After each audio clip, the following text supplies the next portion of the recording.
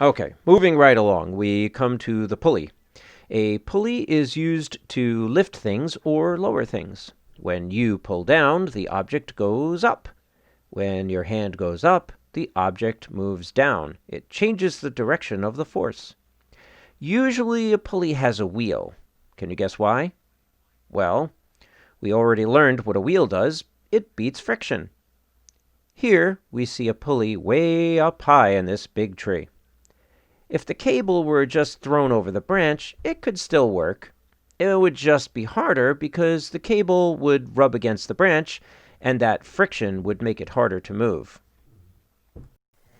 A compound pulley is when you have more than one pulley attached.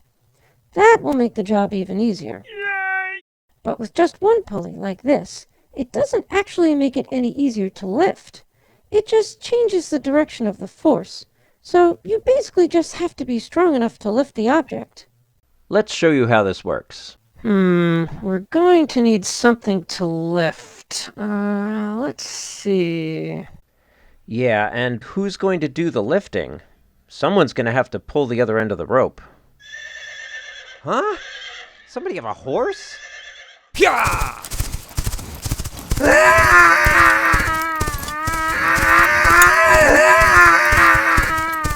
Oh. Hello down there. A little help here? Get me down from here! 1 hour later. Well, that was an adventure. Anyway, next up is the lever. A lever can give you power to move or lift things. You'll notice this lever looks kind of like a seesaw. That's because a seesaw is what's called a Class 1 lever. Let's take a look at it and see how to use it to make work easier. This part is called the fulcrum, and where you put it has a lot to do with how much help the lever can give you. The way it works is, the object to be lifted goes on one end, the fulcrum goes somewhere in between, and the effort, the force, is used at the other end.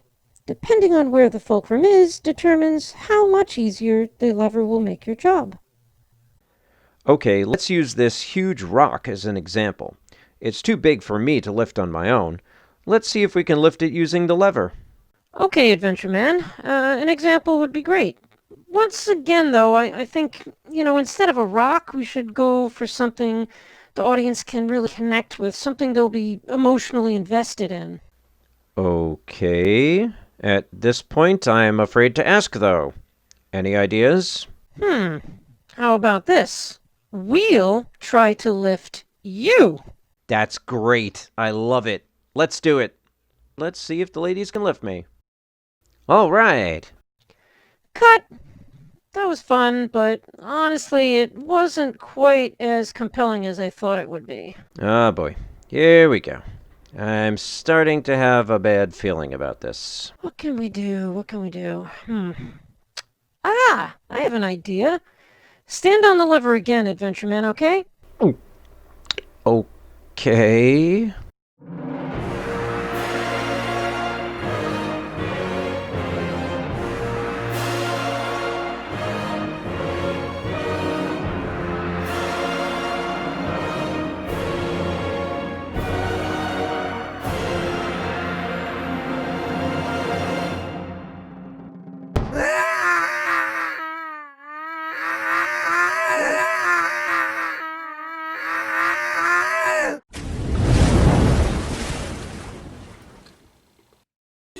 Hours later.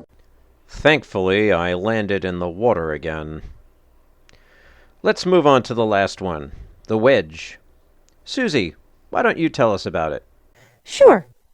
Something interesting that a wedge does is to change the direction of the force. You push in one direction with the wedge, and it takes that force and pushes outwards instead. For example, an axe. When you swing the axe downward, it hits the wood and changes that downward force into a sideways force and pushes the pieces apart. And to give you much more power to do it with, the axe is also a lever. It's called a third-class lever, meaning the fulcrum is at the end where you hold it. That gives the person swinging the axe much more power. Oh, you know what? I have a great idea of how to end the show with something really cool, very dramatic. I'm starting to suspect your motives. But okay. Who? Me? Seriously?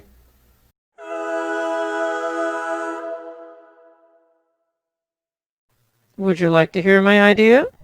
I'm probably going to regret this, but...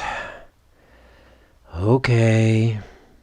Well, someone's building a log cabin in the area, and he needs to chop down a tree for it.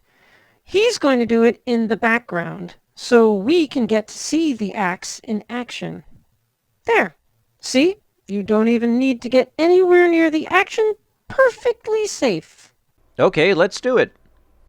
Soon after. So our lumberjack friend in the background there is using an axe to cut down that big tree. It still takes a lot of energy to do it, but since the axe is a wedge and a lever, it makes it a lot easier. Timber!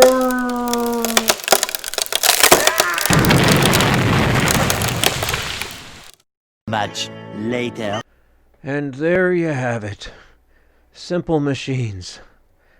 I'm glad there are only 6. I don't think I could survive anymore. And that concludes today's exciting episode of Adventures in Science with me, your host, Adventure Man. Thanks for joining us.